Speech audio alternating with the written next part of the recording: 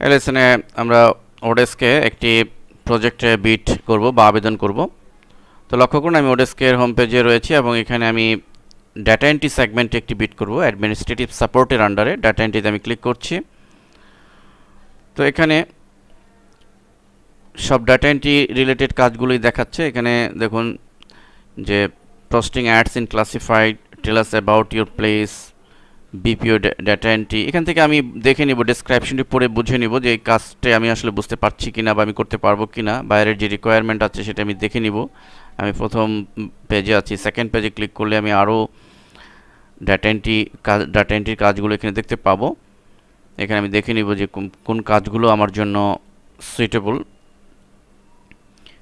দেন আমি এখান থেকে যেটি আমার কাছে ইজি মনে হবে এবং আমি পারবো মনে করব সে ধরনের কাজে আমি বিট করব। লাইক আমি এখানে দেখুন যে ডাটা এন্ট্রি সিম্পল একটি কাজ, এই কাজটিতে আমি একটু বিট করছি। তো এখানে আমরা দেখতে পাচ্ছি যে নিচে অ্যাপ্লাই টু দিস জব, আমরা ডান দিকে ক্লায়েন্ট এবং অন্যান্য এটির বাজেট সব কিছু দেখে বুঝে নেব যে কতজন ইন্টারভিউ দিয়েছে, কতটা অ্যাপ্লিকেশন পড়েছে, সব কিছু দেখে আমি অ্যাপ্লাই টু দিস জব, আমি অ্যাপ্লাই টু দিস জবের যে বাটন আছে সেটাতে ক্লিক করছি। দেন এখানে আমাদের যে ইন্টারফেস এসছে সেখানে আমরা লক্ষ্য করুন যে propose terms paid to you, আমি কত ডলারে বিট করব বা আবেদন করব। এখানে বাজেট $5, সিম্পল কাজ।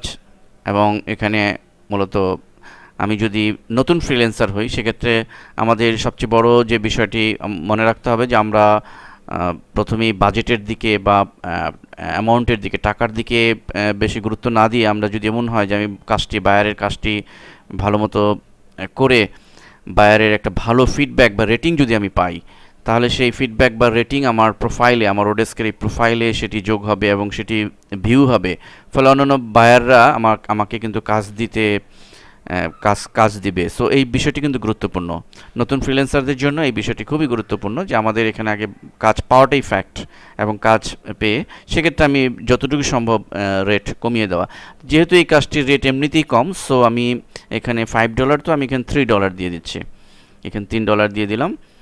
এবং এখানে আপফ্রন্ট পেমেন্ট অপশনাল, এখানে আমি কোনো অ্যাডভান্স চাইতে পারি। যেহেতু এটা ফিক্সড জব, পূর্বে উল্লেখ করেছি যে আওয়ারলি জবের পেমেন্ট নিয়ে কোনো অনিশ্চয়তা নেই, কিন্তু ফিক্সড জবেও কোনো অনিশ্চয়তা নেই, কিন্তু রিস্ক কমানোর জন্য আমি এক্ষেত্রে অ্যাডভান্স চাইতে পারি। কিন্তু না চাইলেও সমস্যা নেই, অনেক সময় দেখা যাবে যে আপনি অ্যাডভান্স চাইলে অনেক কাজ আপনি নাও পেতে পারেন।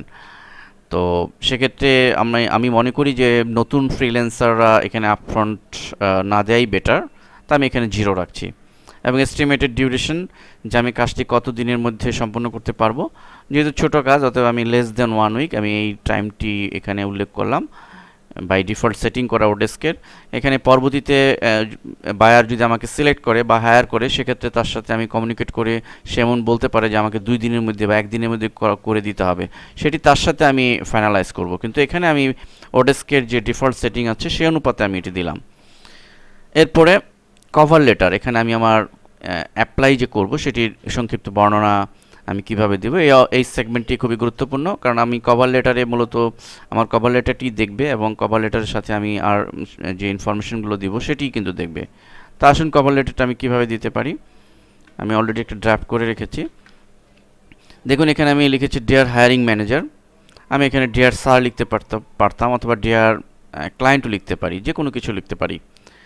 তো এখানে ডিয়ার হায়ারিং ম্যানেজারটি এটি লেখার কারণ হচ্ছে যে এখানে কিন্তু ওডেস্কের যে স্যাম্পল বেশ কিছু ফাইল আছে, কিভাবে কভার লেটার, সুন্দর কভার লেটার লিখতে হয়, সেটির মধ্যে এটি একটি গুরুত্বপূর্ণ, যে হায়ারিং ম্যানেজার। এখানে আমি ডিয়ার স্যার লিখতে পারি, আপনি যে কোনো কিছু লিখতে পারেন। Then I have all the requirement which you have mentioned and will finish the time, looking forward to the opportunity to work to this project, thank you দিয়ে আমি এখানে নাম দিয়ে দিতে পারি। এবং মনে রাখতে হবে যে খুব কভার লেটার বা এখানে এই মেসেজটি যেন খুব বেশি বড় না হয়। সংক্ষেপে আপনি যদি আপনার বায়ারের মূল রিকোয়ারমেন্টটি এখানে লিখে দিতে পারেন, বেটার। এবং অ্যাটাচমেন্ট, এটি খুবই গুরুত্বপূর্ণ। অর্থাৎ আমি যে ধরনের কাজে অ্যাপ্লাই করছি বা বিট করছি, সেটি যদি সম্ভব হয় যে আমার আগের করা কোনো স্যাম্পল ফাইল যদি অ্যাটাচ করার সুযোগ থাকে, তাহলে বেটার, কারণ আমার স্যাম্পল ফাইল দেখেই কিন্তু বায়ার এখানে বুঝে নেবে যে আমি কাজটি করতে পারবো কিনা।